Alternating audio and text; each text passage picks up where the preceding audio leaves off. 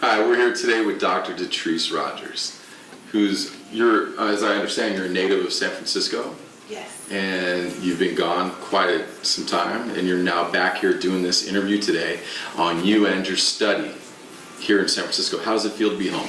It feels wonderful to be home. The weather is beautiful. I'm here among new friends, new family members, extended family members. So it feels wonderful to be home today. Thank you. Awesome. Well, what part of San Francisco did you grow up in? I grew up in the Bayview area, and I attended several schools there. So I'm a native San Franciscan. So that brings to me, I'm familiar with Bayview area, and I understand it's a rough area. Yes. It's from a socioeconomical level, it's on the very low end of it, and dangerous also is known that way, but colorful. So thinking about that starting point and coming full circle back around, is it surreal, that journey that you've been on? Very surreal, very surreal. My preschool teachers introduced me to San Francisco through the experience of the ballet and Golden Gate Park and the museums, and to be 360 degrees now as a teacher, phenomenal, absolutely phenomenal journey. That's awesome. I think one thing that's really important, where you stand out as a citizen originally from Bayview, is the fact that you continued your education beyond primary and secondary school. So let's talk about that a little bit. Where did you go initially, and what was it? What were you studying? My undergrad was in political science, Cal State Hayward, now known as Cal State East Bay. And my major was political science because I wanted to be a congresswoman who implemented and created new laws in my community. I saw the injustices that were occurring in the communities throughout San Francisco, throughout the nation, and I felt like it was my passion, it was my drive to create some new laws to make changes in our communities. So now you're in education, clearly from your undergraduate in political science to your master's, you had to switch gears in there. So what happened? What did you switch gears to? As a political science major, I thought my job would be in the state capital, Sacramento, which is an hour away. I couldn't get a job there after interning with Congresswoman, who's now Congresswoman Barbara Lee. So I subbed in our school's offices as a secretary, but the principal heard me talking to students. She said, "I want you to be a teacher."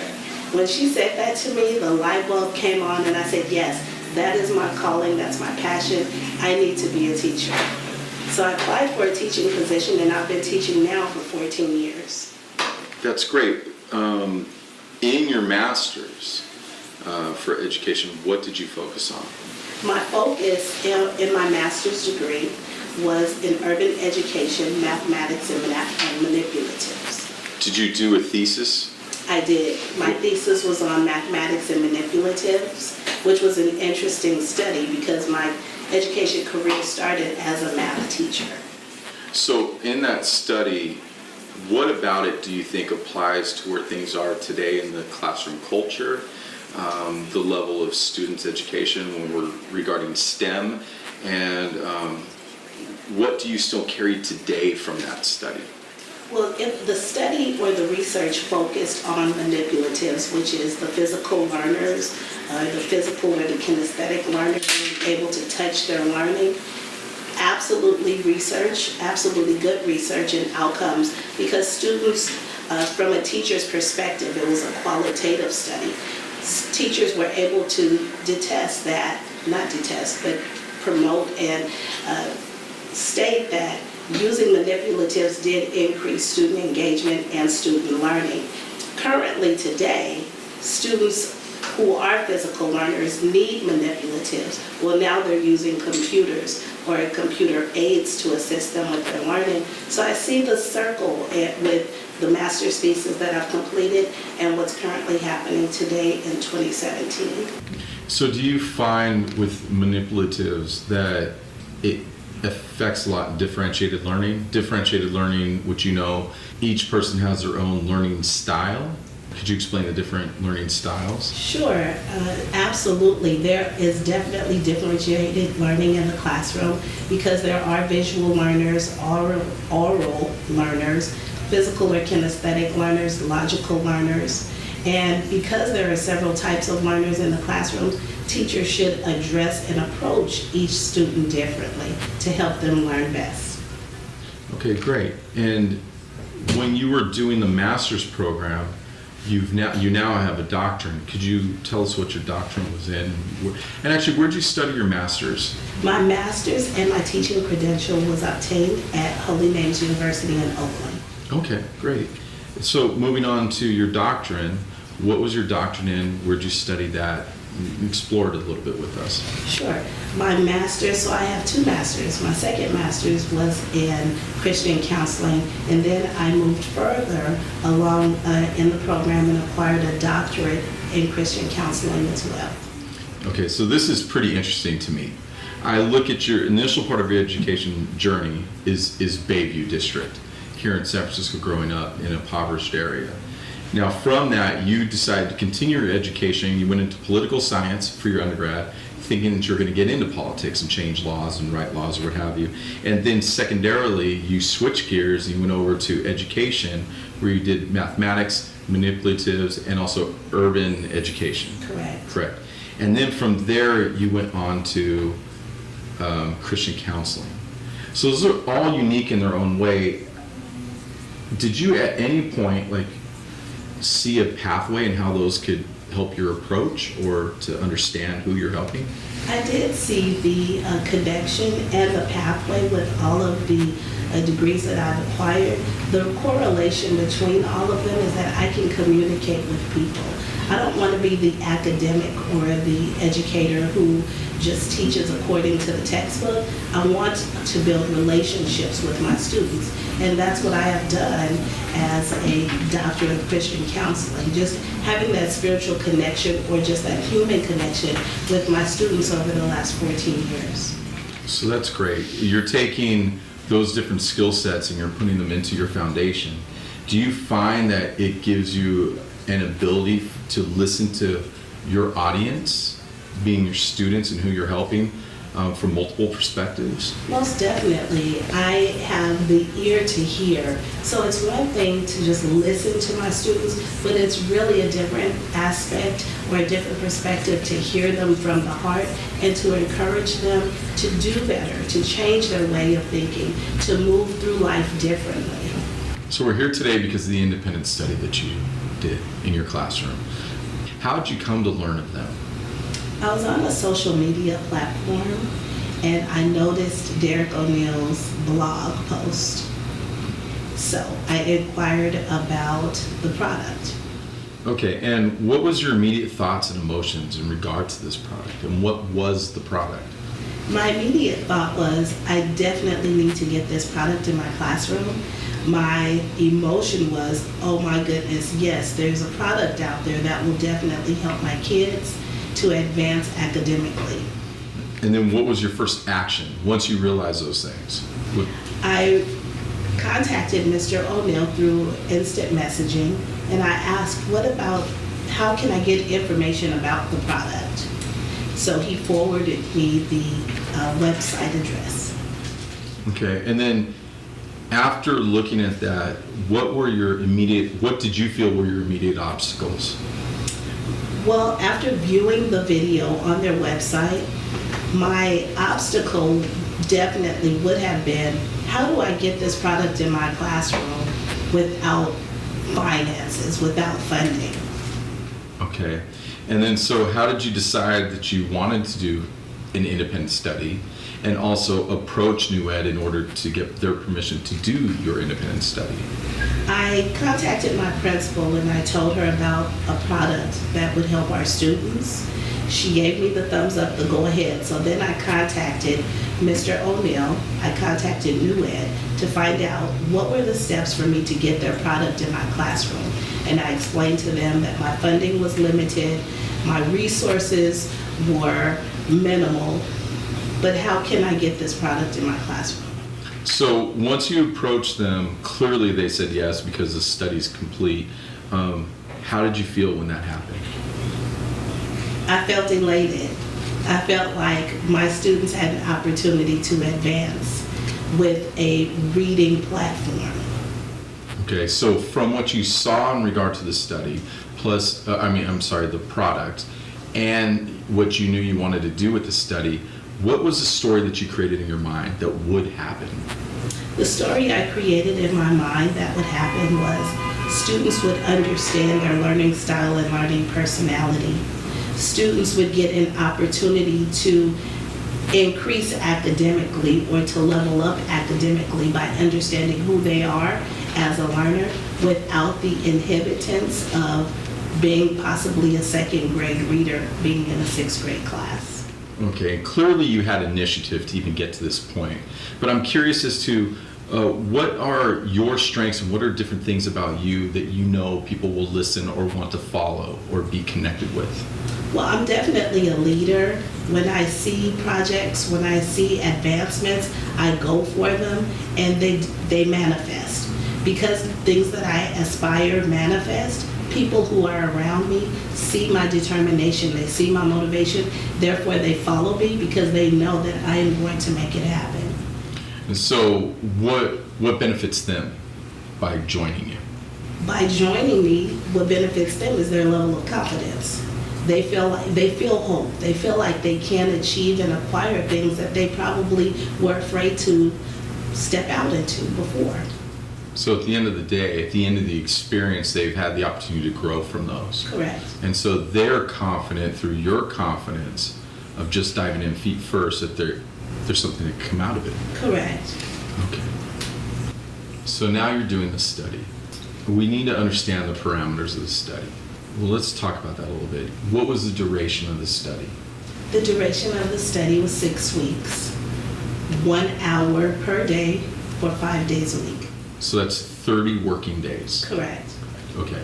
And how did you guys come upon 30 days or 6 weeks? Well, by the district standards, the district's expectations, I have to follow a pacing guide.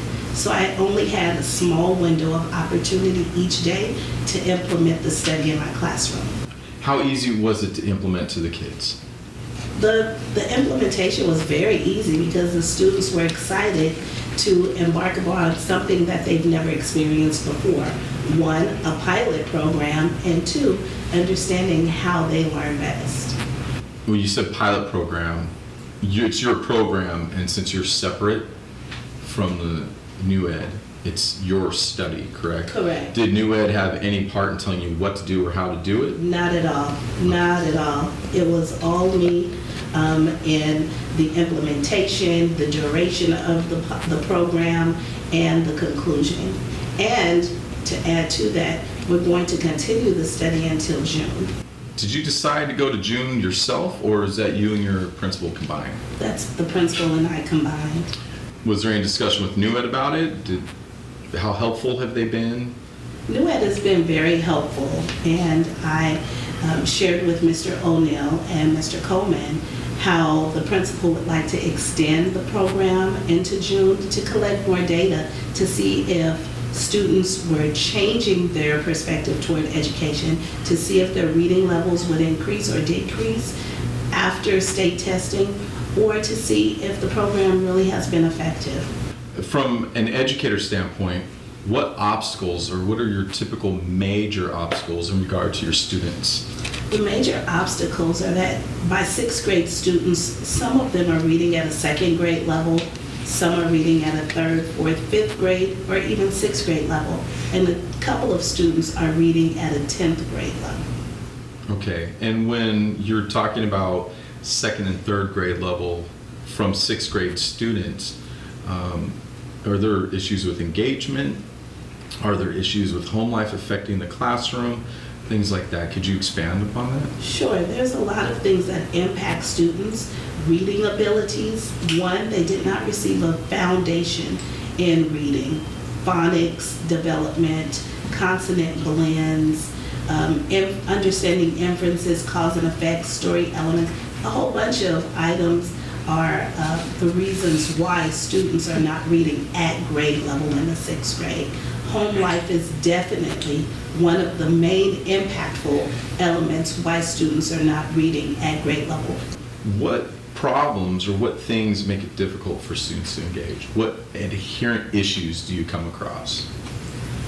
A few items make it difficult for students to engage. One, if they're not performing at grade level, generally there'll be a disruption in the classroom. There'll be behavior issues. Classroom management for teachers would be very difficult. Another item that would make it difficult for students is that they're not coming to school prepared. They're not bringing their textbooks, they're not bringing pencil paper, they're not bringing a positive attitude to learn. Thirdly, the item that would definitely challenge students is attendance. Okay, so we know from our previous discussion that there were, was it 5 students that had no improvement? Yes. Correct, in the study, and you attribute this to? Absenteeism. And if I remember right, it's pretty astronomical. They had over a 60% absenteeism. Correct, in this 30-day pilot program. So in your calculations, you calculated both with those 5 students involved and without them involved. Correct. Because they're actual, but they're a negative outlier. Correct. And they affect what the application actually does, what it produces. Correct. Okay. From that standpoint, we're also looking at the children's involvement and engagement. Do you feel like the excitement of their personality and learning abilities, or learning styles rather, do you think that also had an effective lack of engagement? Yeah, prior to the pilot program, because students didn't know who they were. They would struggle in school. They would struggle in all of their subject matters, especially reading, which is the foundation for everything in life. You must know how to read. And if they're not reading at grade level or even at a 5th grade level, they're struggling. Do you feel like there's something wrong in the system? What is it requiring of the students, and then what is it doing to help them succeed? So in elementary school, the foundation of reading is important. That's where the foundation is laid. But prior to students entering school, the foundation is at home. And if students are not getting the foundation of identifying letters and numbers, sounds and phonics at home, when they come to school, they're already at a disadvantage because they're not exposed to the foundation skills at home. Okay, so I'm reading between the lines here, but part of what I'm understanding is, and also from a conversation we had earlier, is that there's a expectation and a requirement provided to the students. You need to climb this mountain, but the system and the families at times aren't saying, what do you need from us to help make you successful? And we're, as a system and a culture, not understanding who they are and how that, with our experience, to help them get those resources. Do you agree with that? I agree. And there are tons of platforms out there as supplemental intervention programs to help students achieve academic success, but that's just academically. We need to assist the student holistically. How do we help them not just achieve through textbook learning, but how do we help them to apply that learning outside of the classroom? Well, it kind of like the world's just not a technical place. Where's the social engagement, and where's the person become involved? Exactly. Because you could have David who isn't doing well because the curriculum doesn't have any structure or pathway for David's understanding, but yet Susie might do phenomenal, and here's David losing confidence, but he's not any less smarter than Susie. Correct. Is that what you've noticed over your years, Absolutely. your tenure? And technology is removing that human connection. So when students are grouped in classrooms, they're grouped according to test scores. You may have a student who scored high on the test, grouped with students who are average, grouped with another student, which would be the 4th student, who's a low performer. But because we group them, that doesn't mean that the group is going to work well together. So given these issues that we've discussed within education that you've been exposed to over your career and the conversations we had, I want to know what was different about New Ed and Spiral the Study Buddy within your study? The name itself, New Ed, lends itself to new education, a new platform, a new opportunity for students. The program itself, Spiral the Study Buddy, was an enlightening force in my classroom. Students were able to participate in a safe zone where only they knew their reading level, they knew their learning style, their learning personality, unless they shared it with their peers. But it was a safe place for them to interact and engage with technology, hence videos that would support provided according to their learning style and learning personality.